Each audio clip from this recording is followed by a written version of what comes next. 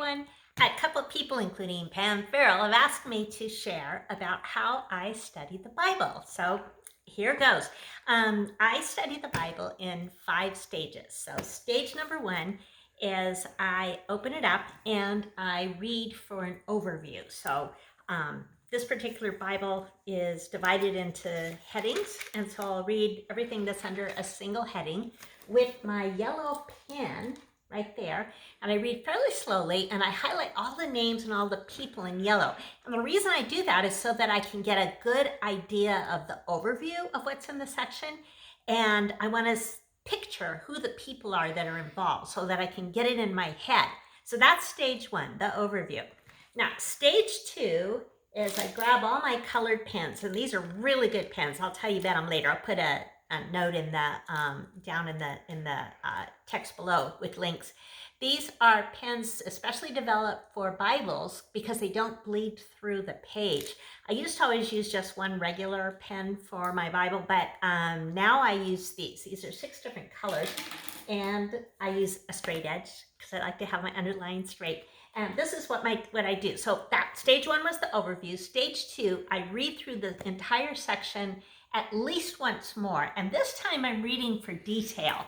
And what I do is I go through and I underline the things that I'm tracing in the important notes, and draw arrows and draw little symbols. Since this particular Bible has very narrow margins, I use a lot of symbols in order to represent what it is, the key thing, the key themes that I'm tracing.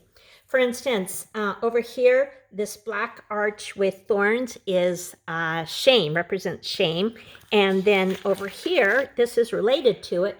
This 2 green arches represents grace, which covers shame and removes shame. So those 2 are related. And then over here, this is a proof line with a heart at the bottom that represents truth. These represent joy. I have all of these little books here. A green book represents the gospel, a blue book is the Mosaic law, and a red book is the oral tradition that the Pharisees held to, but Jesus wrote off as just being traditions of men. So that's what I do. I go through and I add all the symbols of the things that I'm tracing. Now, through the years, I increased the number of symbols that I've used. So I have to keep a legend, and that's what I've got back here. This is the legend that I use so I can remember what it is I'm using for everything. And that keeps it going kind of consistently. It's not always consistent because I forget things a lot, but there it is. So that's stage 2. The main thing I'm looking for in stage 2 is I'm looking for all the relationships and all the way that the thoughts are developing and what leads to what. And what I want to do there is really slow down and pay attention to the detail. And that's why I use all the symbols and the colored pens. And like I said, I read it at least once more, often 2 or 3 times more before I move on. So that's the first 2 stages. Then stage 3, in this particular Bible, this is the Biblical Theology Bible edited by D.A. Carson. And it has study notes with historical information and theological information. And in particular, it traces the certain themes of theology. And so next, stage 3 is going to be that I'm going to read the notes that go with what I just did. And those are fascinating because you never know what you don't know, So I read the information, then I find out all this historical information that I never would have guessed. And so I love doing that. So that is stage 3. Now, stage 4, often I'll still have some questions. There's still things I just would like to know more about, and I want to dive into deeper. So for the next stage, I run over and grab, very often, an encyclopedia. We have 3 sets of encyclopedias, 2 hardbound and another one that's digital. This one's my favorite one. It's the Zondervan Pictorial Encyclopedia. It's 5 volumes.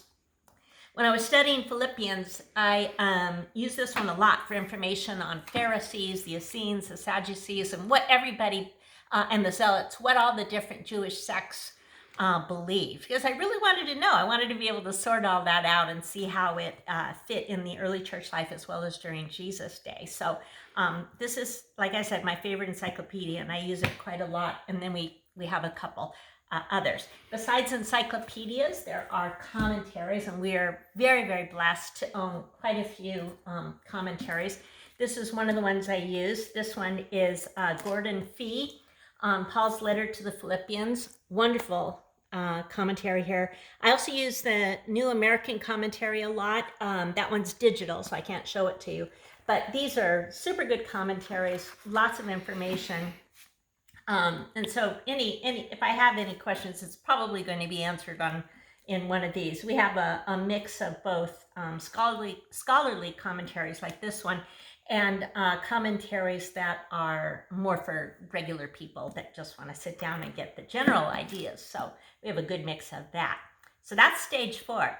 Now, stage 5 is if I still have questions that aren't answered, I'm going to go further. I'm going to get a book. For instance, I found out that D.A. Carson had a little book on Philippians, and he's one of my favorite authors. So I bought it and I read it, and it was marvelous. I just loved it. Additionally, when I was reading up in Acts about Paul's time in prison, and Philippians mentions it too, I wanted to know more. It didn't, the study notes and the commentaries just didn't tell me enough about the prisons. And so I got a book just on that. This is the Book of Acts and Paul in Roman Custody, a fabulous book. Learned so much. And I quoted a good bit in the book, Discovering Joy in Philippians. So that's stage 5. I'm always reading. Probably any given week, I'm reading at least 4 books at once, each in a different category. And one of those categories is theological. So this would be like, I read this during one of my choices for a theological work. And as soon as I finish one, then I have a very long list on Amazon for books that I'm waiting to read. So I just order the next one as soon as I'm just a few pages from the last one. And that way I'm always learning more and figuring out more and being blessed. So there you have it. So those are the 5 ways, or the 5 stages that I use for studying the Bible.